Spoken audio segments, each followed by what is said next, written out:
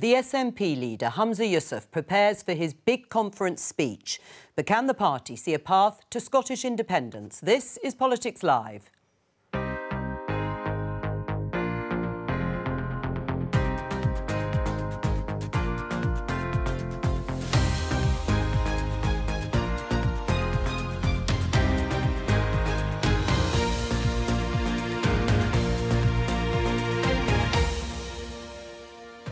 With me in the studio for this Politics Live special, the SNP's David Linden. And I'll be joined from Aberdeen by our political correspondent, Nick Eartley. Today, the SNP agree a new strategy for independence as Humza Yousef prepares to deliver his first speech as party leader. The fact is, we have hit a Westminster roadblock. So if they are going to deny us a referendum, then let us use the next general election to put independence front and centre. Fantastic campaign. But after a Labour victory in the Rutherglen and Hamilton West by-election, is the SNP losing support? A show of support from Nicola Sturgeon, but can Humza Yousef deliver where she couldn't? You know that I think Humza's doing a fantastic job as leader of the party and as First Minister, and I don't think there's any doubt from what I've seen about who is in charge at this conference, and it's Humza Yousef.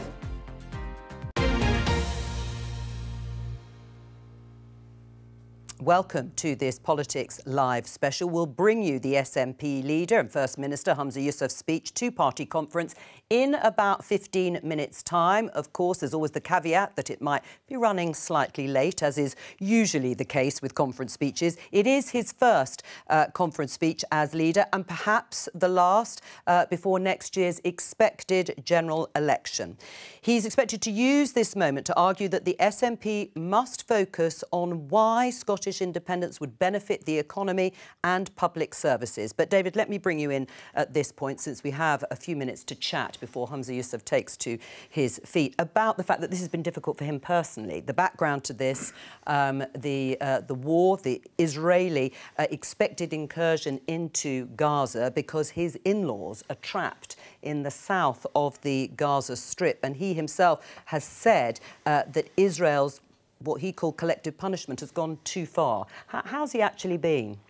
Do you know, I've been going to conference for a number of years, Jo, and just getting to London this morning from conference, and there's a kind of remarkable atmosphere and just people holding Humza in awe for the fact that, as well as going through this incredibly traumatic process, he's still getting on with his job. And, you know, like in the run-up to conferences, parties spend a fortune on focus grouping, opinion polling, all of that goes out the window. And I think what you're seeing from Humza this week is somebody who is just leading by instinct. And I think a lot of people are actually seeing the real Humza that I've known for probably the best part of 20 years now. I grew up in the youth wing with him. But there's no doubt it's been a really challenging time for him and his wife, Nadia, who my thoughts and prayers are with at this time. I mean, the issue of independence is always front and centre, to quote Humza Yousef himself. And there's been a change in the policy. The party has dumped, if you like, Nicola Sturgeon's policy, which was to turn the general election into a de facto referendum. Why is that? Well, I think what you've actually seen is the party's put a bit more meat on the bones. So we have said that independence for Scotland will be on the ballot paper. It's no surprise that the SNP happens to believe that Scotland is a nation and nations are best served when they govern themselves. But what we've done is we've put more meat on the bones and added some stuff in there about the fact that we want to see the power to hold a referendum transferred to the Scottish Parliament. And you failed to do that up until now. Well, we haven't failed. It's actually the UK government has failed to respect democracy. I mean, the real issue here is it's the democracy deniers and the building behind us who are not giving effect to what people in Scotland have voted for at council elections. So yes, we want to see a perhaps incoming Labour government grant us that power to hold a referendum, but we also want to see powers that would give effect to dealing with the cost of living crisis. So, for example, our biggest focus at the moment is on the cost of living crisis. It's about how do you support families and households through that challenging time. And so I don't think Sir Keir Starmer, if he becomes Prime Minister, is going to turn around and seriously say, we won't be giving you the powers to give, for example, a £400 energy rebate mortgage relief, making sure that we've got price controls on food, as they do in France. So I guess the question goes back into the core of the Westminster parties to say, are you going to continue denying democracy to Scotland? Are you going to deny more I think the answer is yes. We've put that to the test. I think the answer is yes. And just this afternoon, we actually put that to the test in the House of Commons, because we had a bill to devolve employment law to the Scottish Parliament, and the Labour Party sat in its hands. So we are in the ridiculous situation where the Trade Union Congress, Scottish Trade Union Congress, want to see devolution of employment law. And that new Labour MP, Michael Shanks, that you referred to in the opening credits, was posted missing today when it comes to some of the biggest issues about workers' rights. Well, let's focus on what you're going to do. But before we do, let's catch up with Nick Eardley in Aberdeen. Just listening there to the opening remarks, it's always interesting when SNP politicians say they would like to focus on things like the cost of living, and yet the question of independence, or process, you might argue, is actually still what they want to talk about.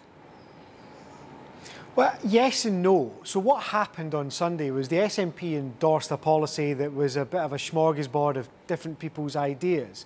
But I haven't met anyone here who thinks it's actually going to deliver the big breakthrough that means there's going to be a referendum in the next 2 or 3 years. When you chat to SNP people privately, I think they accept there's a big roadblock at the moment, which is the UK government saying no, that's unlikely to shift, and a lot of this is about political pressure and political posturing. You'll notice David there talking a lot about Labour, the Labour Party, and having a go at Labour. Well, that's because Labour are presenting a bit of a challenge to the SNP, and I wouldn't be surprised if Humza Yousef does the same thing in his speech as well. But what I think will be really interesting over the 45 minutes or so he speaks for is how much he talks about independence, and whether it goes beyond, you know, what you always get at an SNP conference, which is a kind of rallying the troops on the independence issue. I'm not sure he will. Chatting to people, his allies and people who work closely with him, I think he wants to use this speech to say, let's not talk loads about independence. Yes, we support independence. Yes, we think ultimately it's the solution. But if the Rutherglen by-election taught the SNP anything, I think it's that people are talking about other issues on the doorstep. They are talking about, as David just said, the cost of living, they're talking about the economy, they're talking about the NHS. So I wouldn't be surprised if they are the main focuses of Humza Yousef's speech. And I've been told it's pretty policy heavy. It's him trying to set out his vision for what he wants to do as leader. He's had an absolutely torrid time of it. He's had some pretty bad luck. He's had to deal with some very difficult circumstances, the by-election, the defection of Lisa Cameron to the Conservatives last week, the pummelling in Rutherglen, the poll situation, which suggests Labour might be catching up with the SNP in Scotland. He's had to deal with all that. He wants to use today to move on a bit and say, this is me. This is what I want to do with the top job. Well, as you say, it has been a particularly torrid time. People are explaining or trying to say that the SNP have imploded, if you like, over the past few months, or certainly since the start of the year. And we'll talk about Nicola Sturgeon in a moment, because she was at the conference, has been at the conference, and to some extent stole the show, according to some people there. But what about the mood at conference? If it's going to be policy heavy, this speech, in order for Humza Yousef to try and carve out some political space for himself, what about delegates there? He's got to try and unite his party first. Yeah, absolutely. And I think actually that was a lot of what Sunday and the independent stuff was about. It wasn't actually about getting another referendum in the next 2 or 3 years. It was about trying to get a united position the party could take.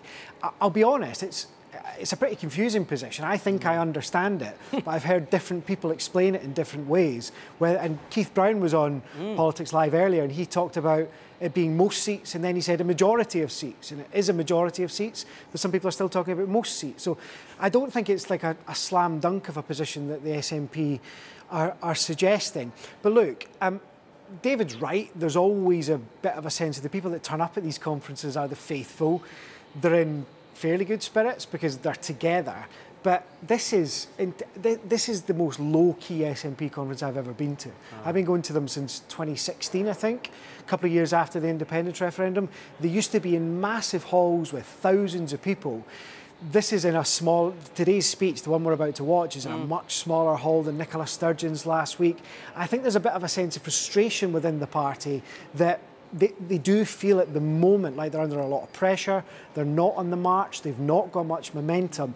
If anything, they're sort of in retreat, and they're trying to figure out how to deal with that. Nick Eardley, we'll come back to you shortly. I mean, the party, it feels diminished. I'm saying this as somebody watching the party. It's very quiet there behind Nick Eardley. He says... That's because they're all in the hall waiting for a good speech. I know, but there isn't a feel, an atmosphere. We're going to hear from some of the delegates that we spoke to earlier in just a moment. And, I mean, it's no wonder, because you have been through a really, really difficult few months. I mean, Nick Eardley mentioned the Rutherglen by-election. It was a pretty stunning victory for Labour. There were some special circumstances to do with that. And there is this sort of shadow still hanging over the party, this police investigation, senior members of the party, including Nicola Sturgeon, being arrested and released without charge. And Humza Yousef has had to come in and deal with all of that. Does it feel diminished? Well, I think, look, first, I mean, Humza Yousef, like, in the run-up to the Rutherglen by-election, I worked very closely with him, acknowledged that this is a challenging backdrop for the SNP. Well, I think that's an understatement, isn't it? Well, it's certainly a challenging backdrop. I mean, I don't think we want to catastrophise too much. I mean, look, the reality is the Scottish Government is still getting on with the day job. You know, just this morning announcing that extra £100 million a year going into the National Health Service. Sure. One of the first things Humza did when he came in as First Minister, in recognition of that cost of living crisis. Now, bear in mind the limited levers that we have as a government when it comes to the cost of living crisis. But you do have levers. He's tripled the fuel insecurity fund. So we are getting on with the day job and responding to people's priorities. I think that's a lot of what you're going to see in this speech. But is that why you've changed the policy when it comes to another independence referendum? Do you understand the policy, by the way? I do because understand we had the policy, deputy leader who did say most seats. He corrected it to majority of seats. So just to be clear for our audience and our viewers, you are saying that the SNP, if you win a majority of seats in Scotland at the next general election, that would be a mandate to ask for negotiations. Correct, and it's not an unusual phenomenon. Take, for example, the 2019 general election. The Conservative Party went into that election with a crisp, clear message to say, get Brexit done. They got a majority and they were therefore able to put their manifesto into effect. What the SNP is proposing with this policy is not some sort of bold new thing, it's about democracy, which people in Westminster deny. One could argue, David, it's quite the opposite. I mean, you won 48 out of 59 seats in 2019. Now you're saying if you win 29 seats, which would be a majority, that would be a mandate. I mean, the question I put to Keith Brown, which I will put to you too, is if Westminster governments, wrongly in your mind, I understand that, and whether it's Conservative or Labour, wouldn't listen to you when you had 48 out of 59 seats, what's going to make them listen to you when you've only got 29, which could happen? Well, look, I mean, that's essentially Westminster's issue because they're the ones that are denying democracy. But my question for you, Jo, would be... No, I'm not being interviewed here, David, you are. It's a conversation. Excuse me. So, but can you think of any other country in the world where a party gets a majority of seats in that election in the nation in which they stand and they don't get to effect the manifesto? I'm not saying that you have a valid point, but how will that lower bar persuade them more than the current position you're in, which you've failed to convince them it's worth negotiating on? Because the whole premise of this policy going into next year's general election is to make clear what the path is. The people at home that I represent in Glasgow East aren't interested in process. They want to know, well, if independence is going to happen, what is going to happen? All right, well, we're going to pick that up after the speech, but first let's hear from some of the delegates at the conference. I'm really hoping that there's some talk about just unity across the party, and as we drive forward towards independence, I think it's important that the leader gives a clear and concise idea of what we're working towards. We need to present a united independence movement, and I think Humza's going to deliver that. But I also think he's going to do what's necessary for the country on things like climate change. That is crucial to our future. I'm definitely happy with the seats over the amount of votes, so I think that is the way forward. I was happy with Nicola Sturgeon's plan last year, but obviously that didn't go as well as we hoped. I think the way forward, that's the important thing, it's the thing that we all need to know. We need to know what direction, well, we know the direction we're going in, but how the hell we're going to get there. Well, there's the big question. How do you get there? Let's just take a look inside the hall, because I can see SNP MP Alison Thewlis there, perhaps as the warm-up before Humza Yousef takes to the stage. We're expecting it to happen in the next few minutes and for him to talk for about 45 minutes to the gathered delegates there in Aberdeen. So we'll keep an eye on that there in the hall. Unity, that was the sort of push from all those delegates, because it hasn't been unified, has it, recently? Well, look, I think there have been challenges in the SNP, but one of the things that I was quite struck by sitting in the hall on Sunday, and, you know, I'm an SNP MP, I take part in these internal meetings, and watching some of my colleagues who quite vociferously debate with each other internally, getting up, making their case, and then getting behind this message, because what people at home care about, Jo, is not process anymore. They want to know, well, if you're selling us a vision of independence... You've realised that then, have you, after all this time? Well, perhaps that's a challenge the SNP has had to concede on. But listen, the thing that really matters to people at home is that cost of living crisis, and with the powers of independence, we can move ahead with, for example, that £400 energy rebate, that mortgage relief. We'll test that. We probably haven't got time to do it prices. before the speech, but we'll test it after the speech, particularly post-Brexit, and some of the assumptions Brexit made Scotland by... didn't vote for, of course. Some of the assumptions that certainly have been made by the SNP. One of the questions, though, if you don't win the next election, will that be the end of your quest for an independence referendum? Well, the election's not taken place yet. I'm fairly confident. Well, no, I know the that. policies But that Humza's going to outline... You've been very firm about what you now see as the mandate, the bar,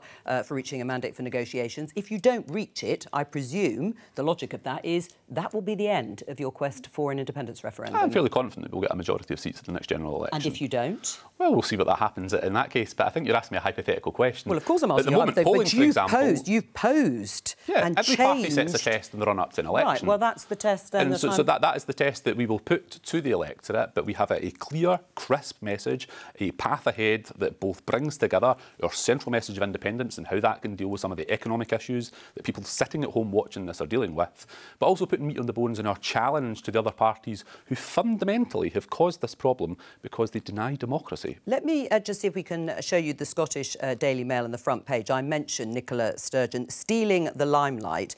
It says Humza overshadowed as ex-First Minister wows SNP conference, but at least she backs him for ripping up her independence plan.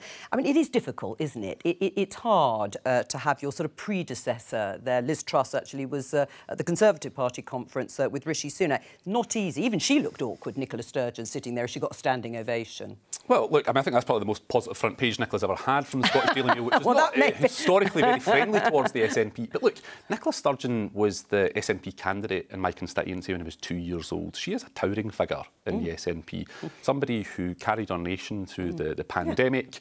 And there is undoubtedly a lot of respect for Nicola, both within the SNP and indeed throughout Scotland. And the fact that Nicola Sturgeon, who, let's not forget, is an SNP member, attending her own party conference, is hardly front-page news. Well, it's a bit different when you're the sort of previous leader. I just want to bring in Nick Eardley while we wait, actually, for Humza Yousef to take to the stage. How did that go down, Nicola Sturgeon? She did look a bit awkward as everyone stood up around her clapping. Yeah, look, I was surprised she turned up as the honest answer. We only found out at the last minute. I think it was quite a last-minute decision for her to come up. What I thought was strange was she did a press huddle. She came down and chatted to the cameras. She was flanked by 3 government ministers, serving government ministers. Yes, they served under her, but they're now serving under Humza Yousef. And it did feel like yesterday it was the big moment. It felt like it took a lot of the oxygen of publicity. It felt like she had the star power of the day. And I suppose what's interesting to me is, for a while, it's felt a bit like Humza Yousaf's trying to emerge from the shadow of Nicola Sturgeon. He's trying to cement this as his party, with slightly different policies, with his own priorities. And I'm not sure yesterday would have helped with that all that much. He said he was very relaxed about her being there, chatting to some of his team there, like, well, look, she backed all the policies, she backed the independence plan, so we're pretty happy as well. But it does feel like she started to overshadow him a bit yesterday, and his challenge now is to prove that he's got the same kind of star attraction that his predecessor had. Well, do you think, David Linden, it helps Humza Yousef's leadership to have her there? I'd be willing to bet you a fiver that you'll mention her in his speech and pay tribute. Only a fiver? Well, given the cost of living crisis, Jo, I'm not going to put too much on it. But look, listen, Nicola Sturgeon has been a towering figure in the SNP that I don't deny. But what I'm saying is, movement. it helpful? I mean, Nick Eardley just said he was surprised that she came for the very reason that you've got headlines like that he's being overshadowed. at his first conference. That's the accusation. His speeches today, you're about to hear from the First Minister a speech that will be policy-rich, that outlines our case for tackling the cost of living crisis. The fact that Nicola Sturgeon, an SNP MSP, attends SNP conference might be front page for the Scottish Daily Mail, but I think for most people in Scotland it won't seem that surprising that somebody who's been committed to independence their entire adult life attended an SNP conference. Yeah, I mean, do you think that she's presided over arguably one of the most successful chapters of recent SNP history, and yet you still haven't achieved your core mission? Do you think that has been squandered? It's gone now, that hope of actually achieving it. It's a party in decline. No, it's a party, and that's the crucial issue here. Independence is not about one individual. And when I look at opinion polling across every single age cohort, bar one, independence is in the majority. I am more confident than ever, Jo, that independence, Scottish independence, is a case of when, not if, any longer. Now, some of that is helped by the fact that we have a chaotic Westminster government that is mirrored by Sir Keir Starmer and his pro-Brexit Labour Party that are offering no solutions to the cost of living crisis. But I am absolutely certain that Scotland will become an independent country. It won't be down to just one person. It will be down to the success of Scotland as a nation, and that is so much bigger than one individual. I mean, it's interesting, Nick, while we wait for Humza Yousef to get to his feet, I think we're expecting in the next few minutes, we're actually seeing Humza Yousef's wife there waiting for him to take to the conference floor. The talk about Labour, I mean, obviously, because they had that stunning victory in Rutherglen and Hamilton, but also that there could be independence voters moving in large numbers to support Labour if they think they're going to win the next general election rather than the Conservatives. Yeah, I mean, that's exactly it. And for a while, there's been a question over where the anti-Conservative vote, particularly in the central belt of Scotland, particularly in David City, Glasgow, where that would go. And, you know, SNP strategists are worried that the message that Labour is the only party that can replace the Conservatives in government in London, that message is permeating and it's doing quite well with the electorate. So I do think you're going to see a fair chunk of this speech actually from Humza Yousef talking about Labour policies, probably having a go at Keir Starmer, because frankly the SNP is a bit worried that Labour is going to take a bunch of its seats at the next election. Right, let's pause there and go into the hall, and Humza Yousef, First Minister, leader of the SNP party, looks as if he's strolling onto stage to make his speech to conference.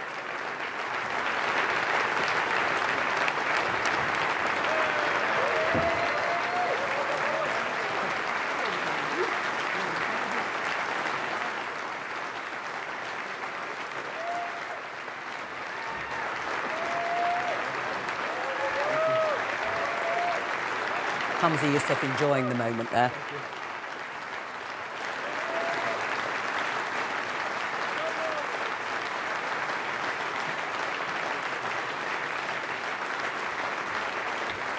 Thank you.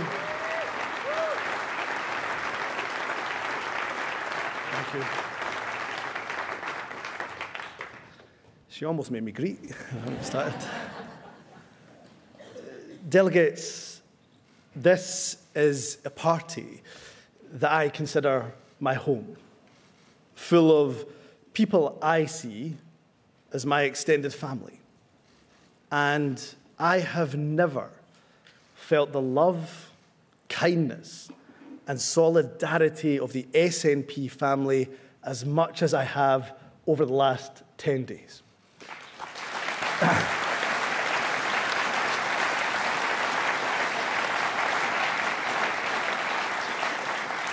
So on my behalf, on behalf of Nadia, on behalf of my girls, perhaps most importantly, on behalf of our family that is in Gaza, from the bottom of our hearts, we say thank you to each and every single one of you.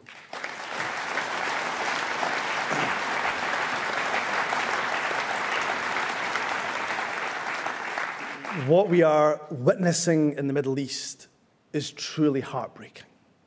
Imagine waking up on a Saturday morning during one of your holy festivals, as families right across Israel did last week, to find that your loved ones had been murdered or kidnapped by Hamas terrorists. It is beyond words, and to, of course, be condemned in the strongest possible manner.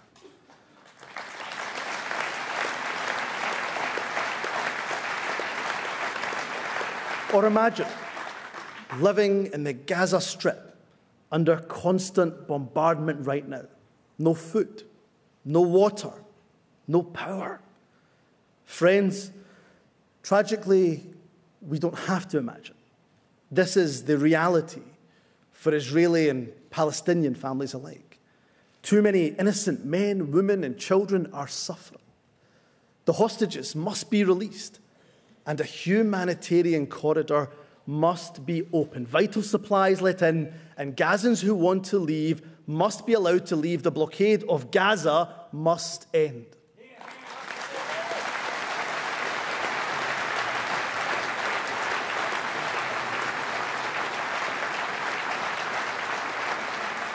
Conference, we are absolutely clear. The life of a Palestinian is equal to the life of an Israeli.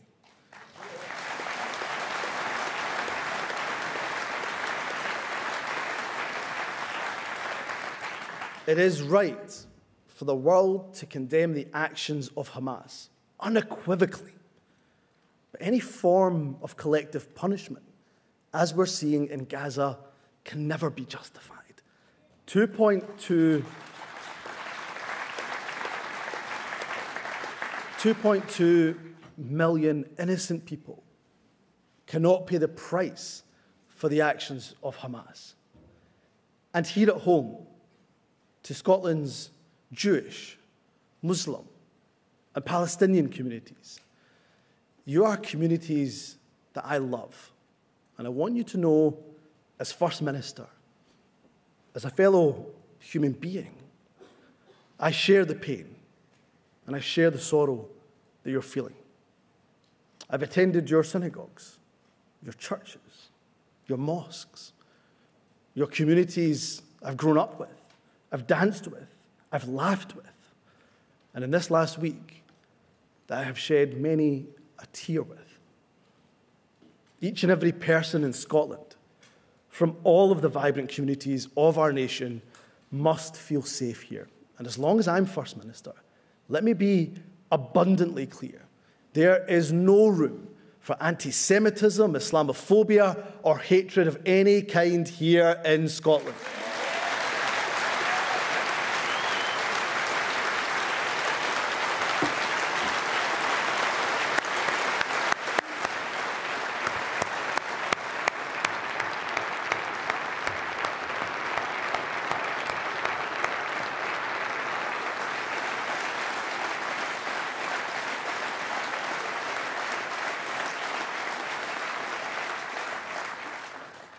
What did I say about making me Greek? Conference, the great American writer Toni Morrison said this: "No more apologies for a bleeding heart when the opposite is no heart at all. Danger of losing our humanity must be met with more humanity." In the past, people in Scotland and across the UK have opened our hearts and our homes. We've welcomed those from Syria, from Ukraine, and many other countries. Conference, we must do so again.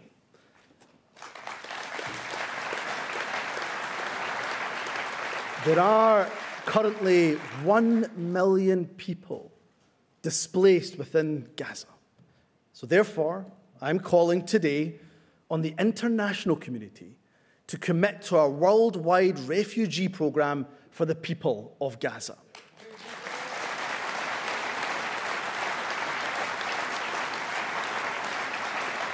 I'm calling on the UK government to take 2 urgent steps. Firstly, they should immediately begin work on the creation of a refugee resettlement scheme for those in Gaza who want to and, of course, are able to leave. And when they do so, Scotland is willing to be the first country in the UK to offer safety and sanctuary to those who are caught up in these terrible attacks.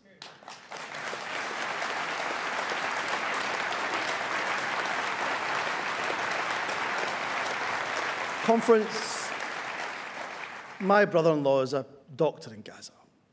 When we can get through to him on the phone, he tells us of scenes of absolute carnage, hospitals running out of medical supplies, doctors, nurses, having to make the most difficult decision of all: who to treat and who to let die. That can't be allowed, not in this day and age. So I therefore urge the UK government to support the medical evacuation of injured civilians in Gaza. And let me be clear.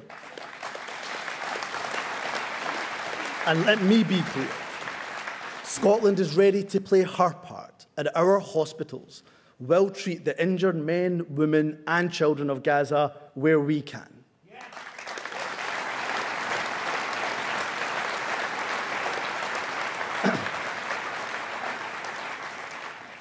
Delegates, I joined the SNP almost 20 years ago because I could see that it was an outward-looking, an internationalist party, resolute in its support for human rights right around the world. Today, those values have never been more important, so that we can make our contribution abroad and build the fairer society we know is possible right here at home. This is meant to be a rich country, yet it feels like too many are struggling, no matter how hard they work. It can seem like society is becoming even more polarised, when frankly, there is a lot more common ground than we realise. People see all this, and they want to know who has a plan to make their lives better, to make Scotland a fairer, a more prosperous country. Delegates, if we, the SNP, want to continue to be trusted by the people of Scotland, and if we want to take them on our journey to independence, then we need to show them that we have the answers to these questions. A couple of weeks ago, we had a tough night in the Rutherglen and Hamilton West by-election. Now, we can either spend time feeling sorry for ourselves, or we can take another course of action. Let me tell you what that is. We roll up our sleeves, we work harder than ever before for the people of Scotland, and this is how I'm going to lead this party forward. It starts by standing by our values, sticking up for what we believe in, and always, every day, standing up for the people of Scotland.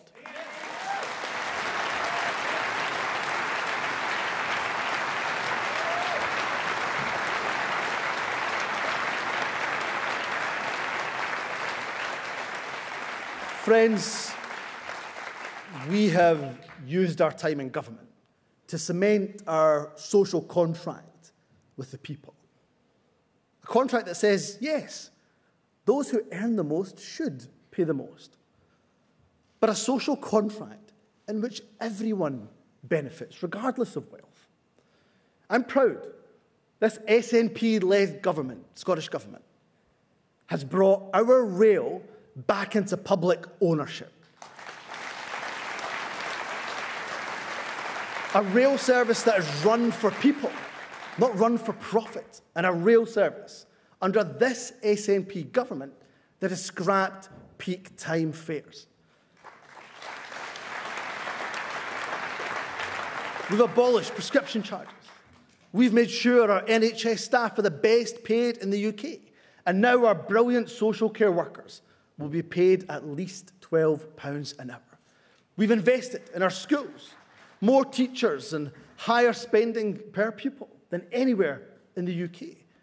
We've seen the biggest ever reduction in the attainment gap on literacy and numeracy in primary schools in a single year. We're helping families with the cost of living at times when they need it the most. Childcare provision, a rent freeze, free bus travel for young people, and conference. Here is another choice the SNP have made.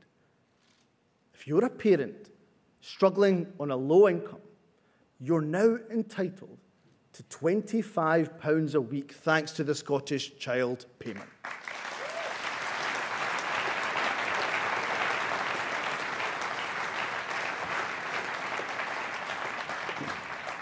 When budgets are tight, that's a huge investment for any government to make. But it's the right choice. Do you know what it means? It means an estimated 90,000 fewer children in Scotland are living in poverty this year because of the actions of the SNP government. That's a government that's delivered and delivering for the people of Scotland.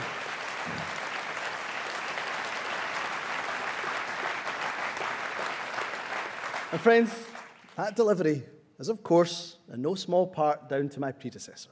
Conference Nicola Sturgeon transformed Scotland. She reformed Scotland's public services. She improved the life chances of thousands of Scotland's young people. And we will never forget, in the toughest of times our country faced, Nicola was the calmest of voices and the coolest of heads.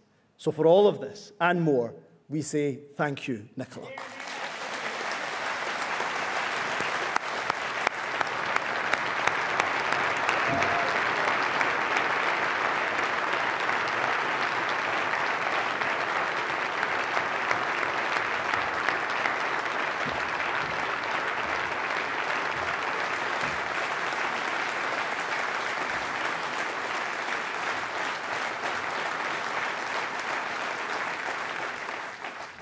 Delegates, people are rightly interested in what we have done for them.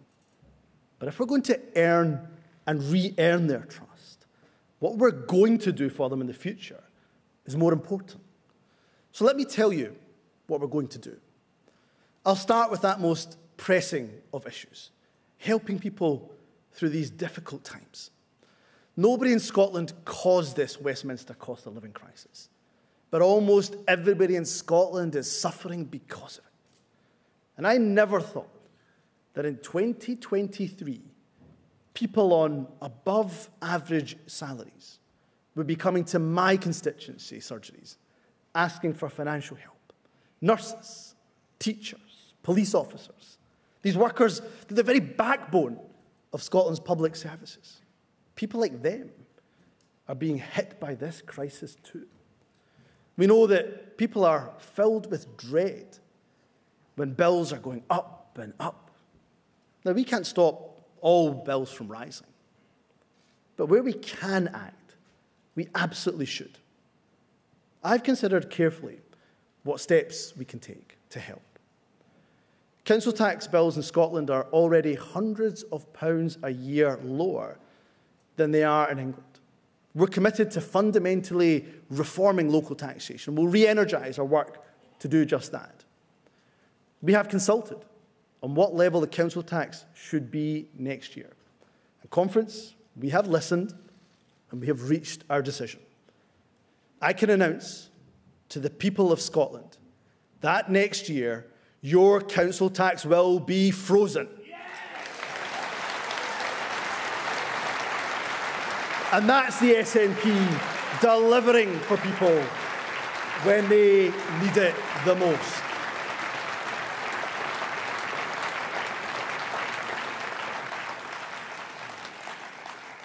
Conference, as well as supporting people during these tough times, we need to do everything we can to support our public services. And there is no more cherished an institution than our National Health Service. The SNP are already providing record funding to our health service. We have the best performing A&E units in the UK. But increased waiting lists are the inevitable consequence of the necessary decisions we had to make during the pandemic. We're working hard to reduce these. We've seen significant reductions in the longest waits since targets were announced last July. We've opened 2 national treatment centres this year in Fife and Highland, dedicated centres for elective procedures. And by the end of this year, we'll expand that capacity with a new centre in Forth Valley and the second phase of NHS Golden Jubilee in Glasgow. But conference, too many people are still waiting too long for treatment. And that's why I'm announcing today that in each of the next 3 years, we will provide an extra £100 million to cut waiting lists in our NHS.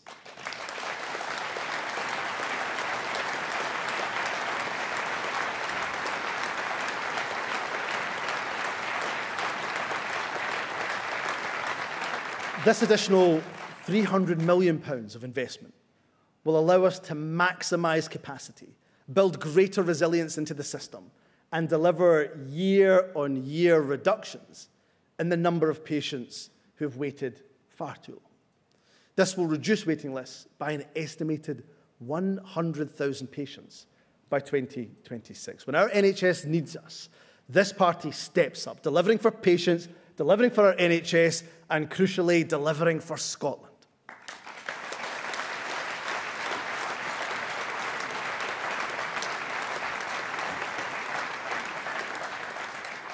Conference, we are, of course, here meeting in Aberdeen, Europe's energy capital. A city that successive Westminster governments, be they Labour or Tory, have used as a cash cow, squandered billions that flowed to the Treasury and barely invested a fraction back. And instead of having a fund that can invest in all of our futures, the people of this city, the people of Aberdeen, are having to fundraise to rejuvenate the very heart of their city. Union Street is the silver mile of Scotland's energy capital. And therefore, I can announce today that the Scottish Government will provide £400,000 to the campaign to rejuvenate Union Street.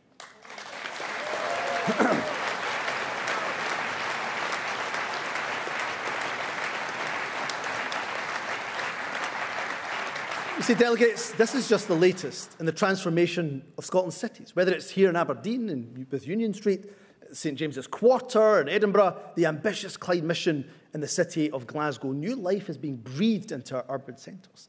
And in Dundee, a city very close to my heart, the SNP will support the superb regeneration of the disused gas works into a new Eden project, a beacon for regeneration and a beacon for green tourism.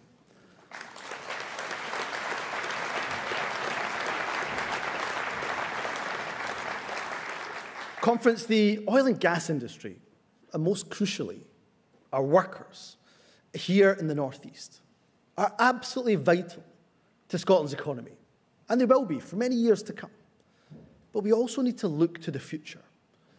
So a just transition isn't just important for tackling the climate emergency. For that, it absolutely is. It's also a huge economic opportunity. Successful bidders for the ScotWind offshore licensing round have indicated that there's the potential for £25 billion to be invested in the Scottish supply chain over the lifetime of Scotland. But we can't just sit back and expect that opportunity to just fall into our laps. We've got to work with industry. And if we work with industry, we are absolutely determined to create it. So I can therefore announce today that over the next 5 years, the Scottish Government will invest up to £500 million to anchor a new offshore wind supply chain right here in Scotland. Yeah.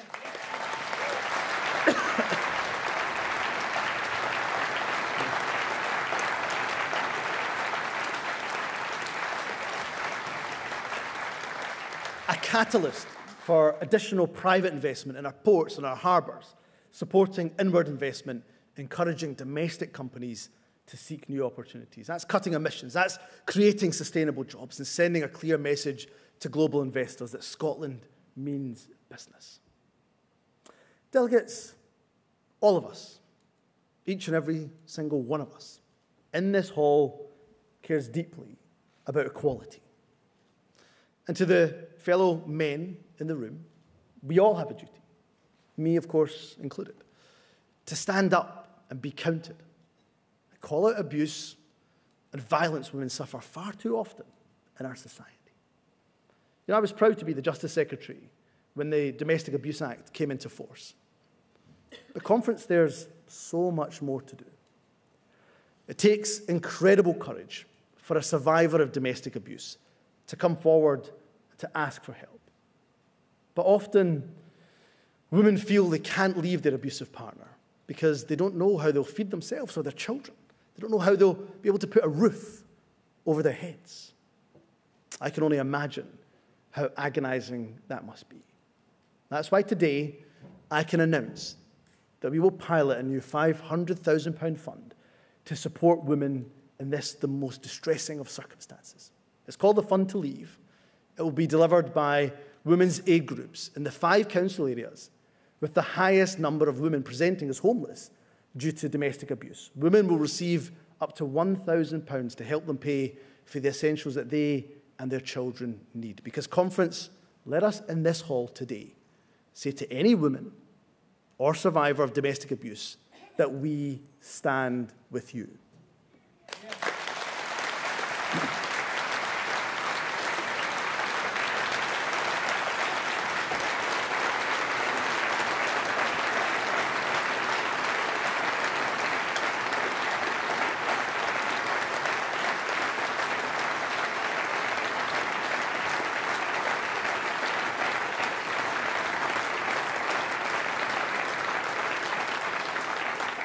Conference, our nation, it's rich in culture and the arts. Culture is a reflection of who we are. It's also a reflection of who we hope to be as people. We don't just value culture and the arts for the economic impact they bring. We value them for their own sake, for the joy that they bring the world. And delegates, you heard exactly what a joy culture brings to young people earlier this afternoon when you were treated to a brilliant performance by Sistema's Big Noise Govan Hill. And I can tell you, conference, they have more musical ability in their left pinkies than I do in my whole body. But nonetheless, I do want to send a clear signal today about my ambition for culture in Scotland. We're not just going to protect our arts funding. We're not just going to increase it in line with inflation. No, delegates, we're going to go further than that. I can announce today that over the next 5 years, we will invest, and we will more than double our investment in Scotland's arts and culture.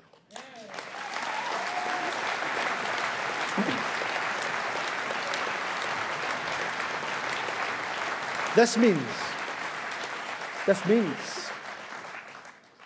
that by the end of the 5 years, our investment will be £100 million higher than it is today. This is a huge vote of confidence in the future of our culture sector and in the vital work of bodies like Screen Scotland, Creative Scotland, and our festivals. And delegates, politics is about choices. I choose to ensure that Scotland's arts and culture are supported to grow at home and to be seen right across the world.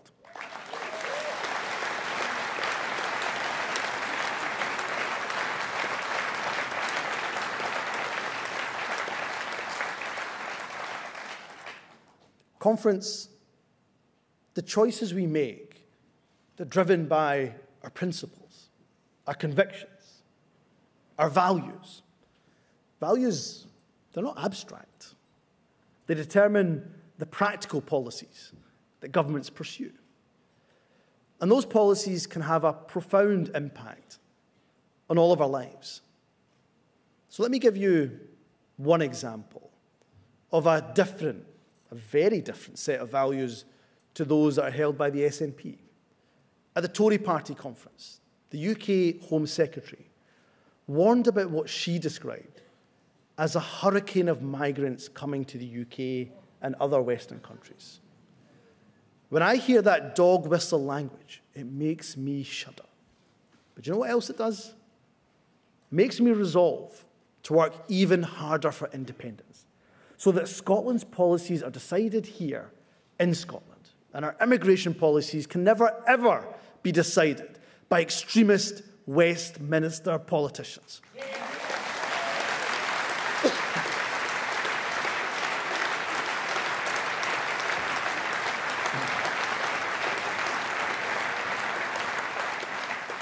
You see, not only is the anti-migrant rhetoric morally wrong, of that is, it's also bad for our economy.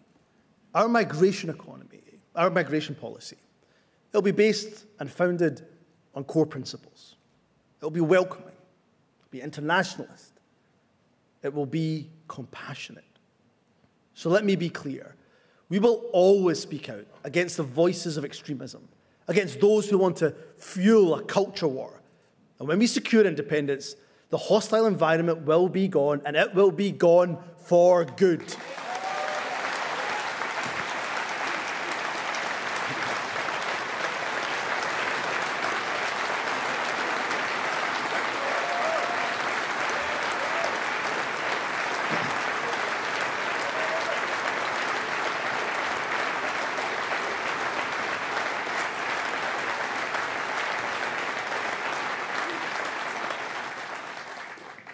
Friends, it says something, doesn't it, about the modern-day Tory party, that such rhetoric from the Home Secretary is seen as a pitch for the leadership.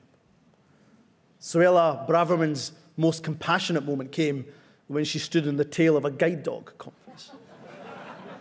But to be serious, the Tories making the culture wars their election strategy. Do you know what it says? It says the Tories know they're defeated. They're done. They're finished. Conference, good riddance to them.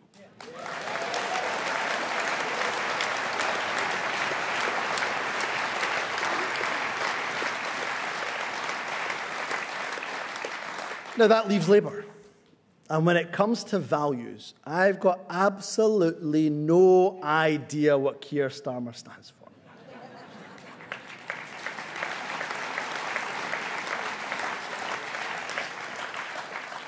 When it comes to Keir Starmer, the closer he gets to Downing Street, the further he retreats from his principles.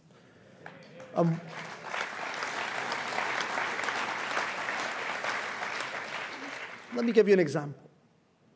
Once upon a time, Keir Starmer agreed with the SNP that it was abhorrent to force women who've been raped to provide proof, before they could access child benefits.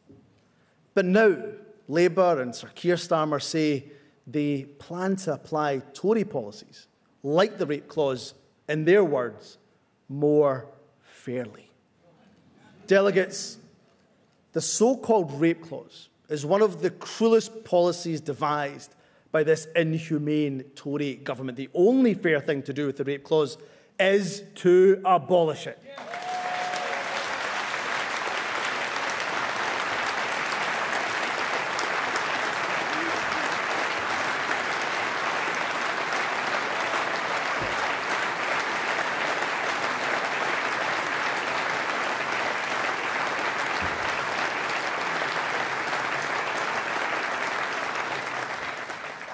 The rape clause will certainly have no place in an independent Scotland, and frankly, it should have no place in any modern civilised society. Conference, the Tories are finished. Labour has abandoned its principles, but the SNP will always stand by ours. And at our conference on Sunday, we decided together on the process for winning our country's independence. This was a very important debate, but if I can be so bold in a room that is full of committed independent supporters, it's not process arguments that will achieve our goal. Around half of our fellow Scots already support independence, and I have no doubt that we can turn that half into a sustained majority. And we will do so when we concentrate not on the how, but on the why.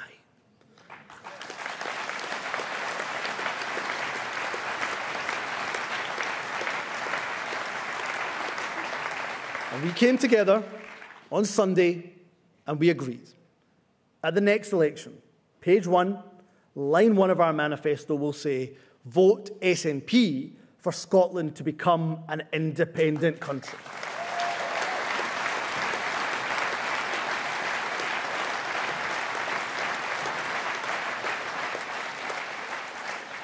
And the reason that will be page 1, line 1 of our next manifesto is because independence is about building a better Scotland. Independence is not simply an end in itself. It's inextricably linked to the cost of living crisis. It's about raising living standards. It's about protecting our NHS. Above all, it's about a new well-being economy, an economy that works for the people, not the other way round. And on the economy, Keir Starmer says he wants growth, growth, growth. Well, there's a huge problem with that, because he also supports Brexit, Brexit, Brexit.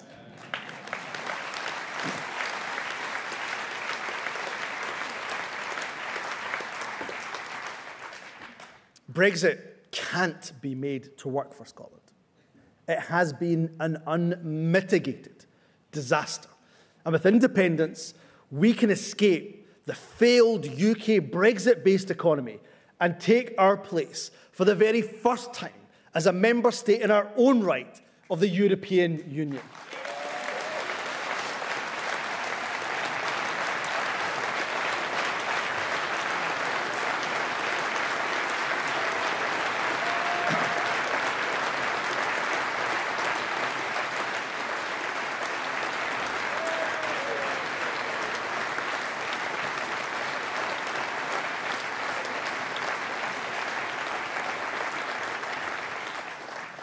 Conference, we know that people have suffered because of Westminster crashing the economy. We know the challenges that people are facing every day. But delegates, we do not seek independence for Scotland despite these challenges. We seek independence for Scotland because of them. European countries that are like Scotland are fairer and wealthier than the UK. Ireland, Norway, Denmark, Austria, Finland, and other comparable nations have higher national income per head than the UK. They have higher productivity, lower inequality, lower poverty. So with all of our talent, with our world-class food and drink, world-class universities, world-class sectors like life sciences, video games, financial services, with an abundance of renewable energy, and confidence, most importantly, with our hard-working, gallus, talented people as our greatest asset, I ask the question, why not Scotland?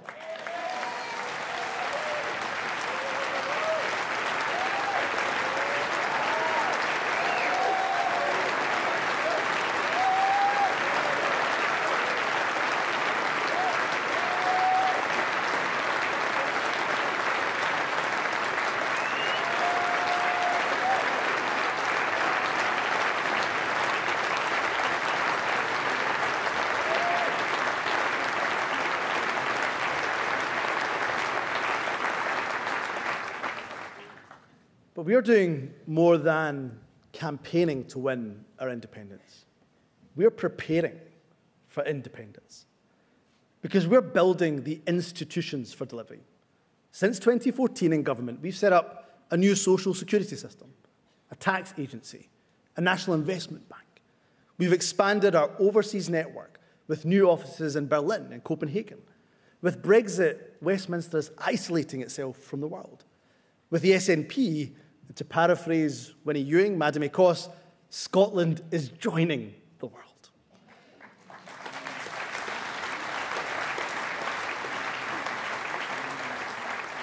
Friends, we're going to take further steps that will both provide direct benefits under devolution and will also prepare us for independence. The UK has a shocking record on capital investment. As First Minister, I'm co-chair of the Scottish Government's investor panel, made up of a group of distinguished experts. They're challenging the Scottish Government to be bold. And that's why I'm announcing our most ambitious proposal yet. I can confirm. I will go again. I can confirm. That's how ambitious it is. It has left me speechless.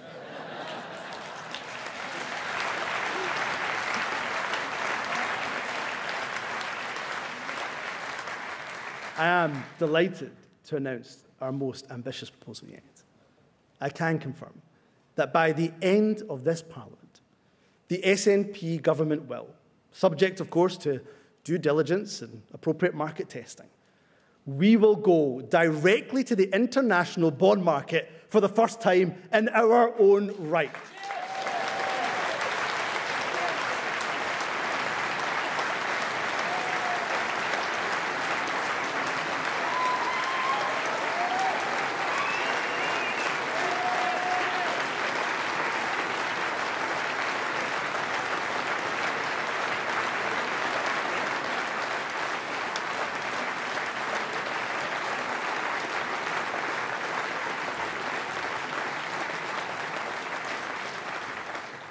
To fund vital infrastructure, projects like affordable housing, we will issue Scotland's first ever bond.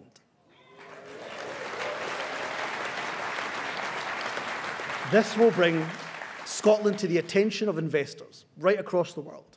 It will raise our profile as a place where investment returns can be made.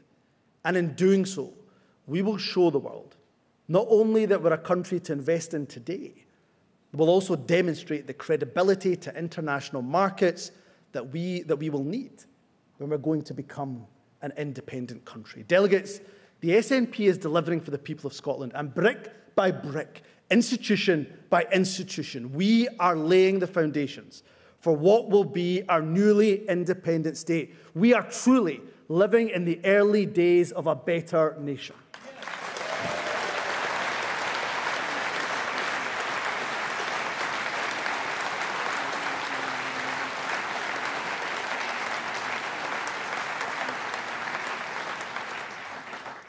Conference, when it comes to setting out our prospectus for a better Scotland, we'll be stepping up the pace. We've set out our macroeconomic framework, detailing currency policy. We've published plans for a written constitution, a constitution, of course, that would provide recognition, protection for the NHS in Scotland, giving the right to access a system of healthcare available free at the point of need. A constitution that recognises and protects employment rights, including, of course, the right to strike. And conference, a constitution that, most importantly, would recognise that sovereignty will always sit with the people who live here, not with the House of Commons, and certainly not with the House of Lords.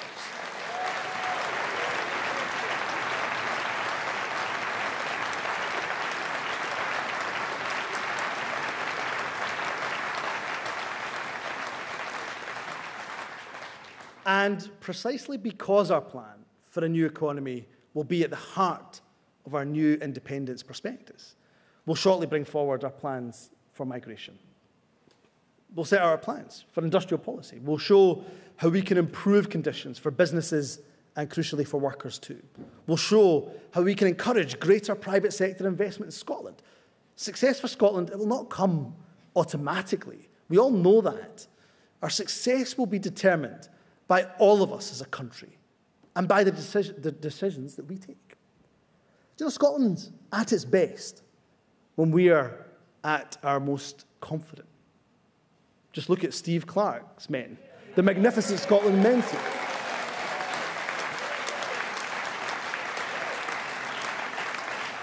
In fact, conference, given our men's team's scintillating run of form, can I say that by the time Scotland co-hosts Euro 2028, I look forward to defending Scotland's title as European champions.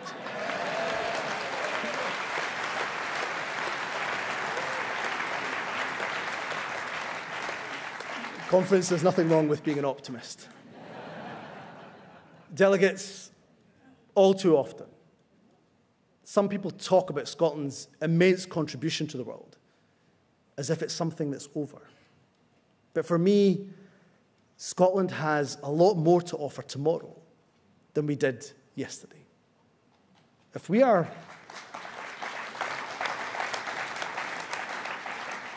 willing to go on this journey together, then we can make sure that this is the case. Every single person living here can play their part in building a new Scotland.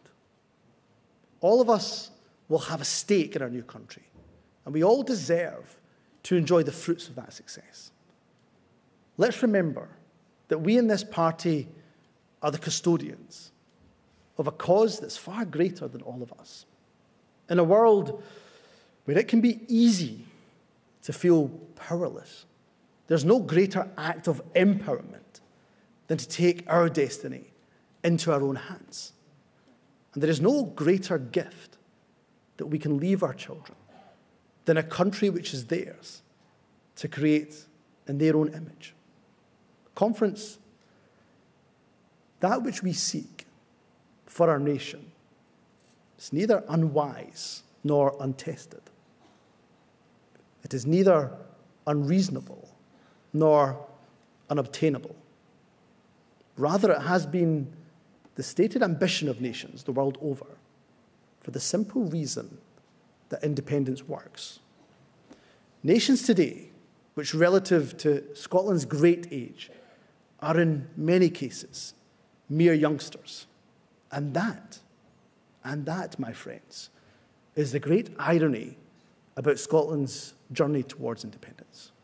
One of the world's oldest nations will become its youngest independent state. And with the vitality of youth, we can step out into that world anew, into the bright light of a new dawn, with our eyes wide open to a whole new world of possibility. Together, united, let's get out there and make it happen. Thank you, conference. Well, they're all on their feet, as you would expect, as Humza Yousef ends his conference speech there in Aberdeen, his first as party leader of the SNP. I'm sure there will now be a fairly lengthy standing ovation for him to enjoy and embrace. It was emotional at the beginning. He was clearly moved as he talked about the crisis in Israel, particularly because his wife's family, his wife's parents, are trapped in Gaza. He condemned unequivocally the massacre in Israel by Hamas terrorists and called for hostages to be released. But he said there had to be a humanitarian corridor out of Gaza, and the blockade by the Israelis on Gaza must come to an end. He then called on the international community to commit to a worldwide refugee programme for the people of Gaza, which Scotland would play a key role. And we can talk about that in a few minutes' time with my guest here in the studio, David Linden, SNP MP. There were a lot of announcements, a lot of spending commitments and spending more in various areas in Scottish society. And the question there, I suppose, is where the money will be found. There was, of course, talk of independence, but it didn't dominate in quite the way it has in previous speeches. He's being embraced there by his father, there on the front row, and his mum, and no doubt by his wife, Nadia El Nakla. As I say, emotional time for them at the moment. Let's bring in David Linden and talk a little bit. First of all, your reaction to the speech. It was about 45 minutes long. It was wide-ranging. What did you think? I think it outlined who Humza is as a person. I think it also outlined his vision.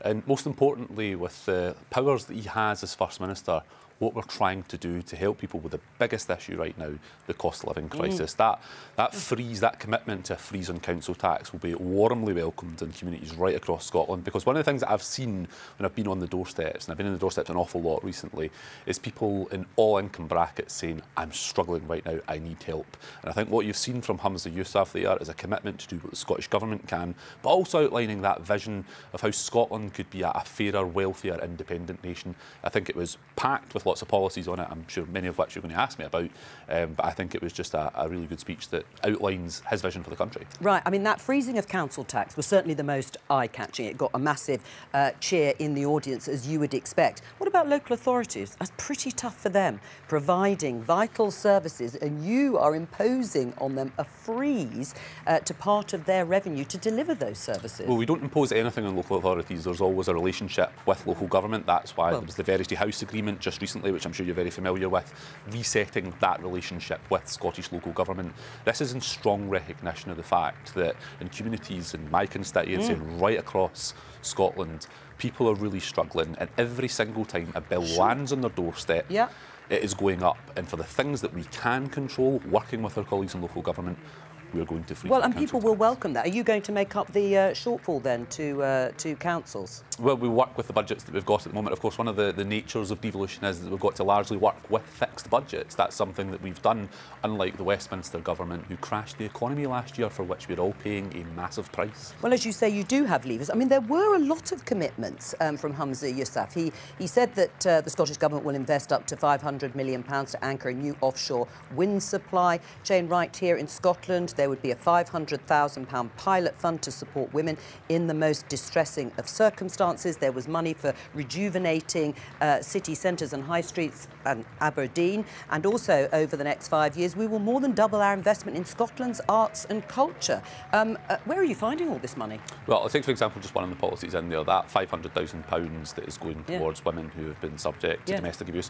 What a contrast, Jo. We've got a Scottish government that recognises women who have been through the most unimaginable torment possible. Contrast that to Sir Keir Starmer and Rishi Sunak, who want to make women prove that they have been raped simply in order to receive child benefit. I don't deny that committing that amount of money for a cause like that is hugely worthwhile, but taking it in the round, I haven't been able to add up every single commitment. Where will you find the money? Well, we have to work within the fixed budgets that we've got at the moment. Right. But this speech from Humza, I think, was a real opportunity to outline what his ambition is, what his vision is, and I think he has set that out today. And I think one of the interesting things will be people are looking at that speech and seeing that it was policy heavy, and that responds to the biggest issue that people face right now, and it's that cost of living crisis. But the other thing that we haven't touched on, of course, is the £100 million over the next 3 years to reduce NHS waiting lists. One of the big issues that people talk that has been a failure on his watch, of course, hasn't it? No, I mean, so for example, in Scotland, we've already got the lowest accident emergency wait times compared to the rest of the UK. Well, maybe, but what about your own figures that you put out? I mean, Humza Yousef said in his speech Scotland has the best performing A&E units in the UK, but Public Health Scotland data from August this year showed only 71.3% of A&E attendances were seen and triggered within 4 hours, or triaged, I should say. So not comparing to other parts of the UK, but by your own metrics. Well, that's the very point, is that we don't just want to compare ourselves to other parts of the UK. We want Scotland to have the best NHS, and that is why the First Minister has invested that £100 million more over the next 3 years to reduce those waiting lists. Right, well, Humza Yousef seems to be back. Oh, he's just finished. No, he's just telling everybody to go on with it now. Absolutely, there for the cameras. Let's catch up with Nick Eardley, who was inside the hall for the speech, is now outside, particularly on that policy of freezing council tax. David Linden said they're working with local councils, so I presume they all warmly welcome this freeze. I doubt it, is the honest answer, Jo. There was a council tax freeze in Scotland for the best part of a decade. It was controversial. There was then a limit on how much councils could increase council tax by. That was only lifted a couple of years ago for the 22-23 year, and it's back. So it'll be interesting to see the reaction to that. I think there will be some concerns raised, some concerns already raised by the Greens, the Scottish Greens, who are in government with the SNP Holyrood. I just want to read you one line of what they said. They said, "We are concerned about the effect this freeze could have on already strained frontline public services if it's not properly funded." So we'll be trying to find out a bit more about how it's going to be funded. It is a big pledge, and it's designed to be, as David was pitching it there, to help with the cost of living. But it will raise a big question about already strained local authorities in Scotland, where the cash is going to come from, how much extra they'll get from the Scottish Government, because the expectation had been that council tax bills in Scotland, like they are in a lot of England, would go up quite considerably because of those challenges that councils are facing. So I think that's one of the immediate questions that Humza Yousef will face. Where's the cash coming from? Are you going to make sure that councils have enough? Nick Eardley there in Aberdeen, thank you very much. Let's just spend the last few minutes before the programme ends with David Linden and talk more broadly about Humza Yousef's pitch to Scotland, which is that independence will make you better off broadly, that if you have all the levers of independence, but the figures don't point in that direction, do they, David? Because Scotland's deficit running at 9% of the economy, comparing to 5.2% deficit for the UK. I mean, if you just take those two figures, you're better off in the UK. No, we're not. And the fact is that the figures that you're quoting from are, of course, based on Scotland as being within the United Kingdom at the moment. Part of the problem that we've got, Jo, with our economy is the fact that we have a Westminster government that we did not vote for. Indeed, we've not voted majority for the Conservatives since 1955. The premise of all questions that are put to you is frustrating for the audience. If you just take those figures, what people want to know is how will you make up that shortfall? Without North Sea oil revenues, that deficit jumps to 15% as a share of Scotland's GDP, and you're wanting to wind down those revenues to reach net zero by 2045. Where will you find those billions of pounds of revenue to make people better off under independence? Well, with the full powers of independence, we can grow our economy. Well, the reality is, take, for example, just migration, right?